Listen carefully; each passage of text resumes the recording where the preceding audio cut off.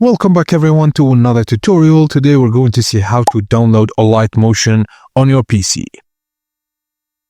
As we know, Alight Motion doesn't have an official Windows app, so the easiest way to use it on PC is through an Android emulator like emulators that we're using on this video.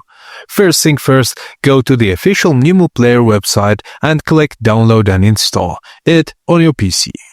Now open Memu once installation is complete.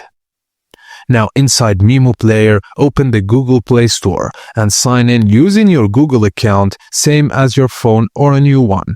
Both work. Now in Play Store, search bar type Alight Motion and click on the app from the results. Now click install and wait for the app to download, and once installed, you'll see the app icon on your Memu home screen. Click the Alight Motion icon and the app will run just like it does on an Android device. You can import clips, edit videos, add transition, and even effects.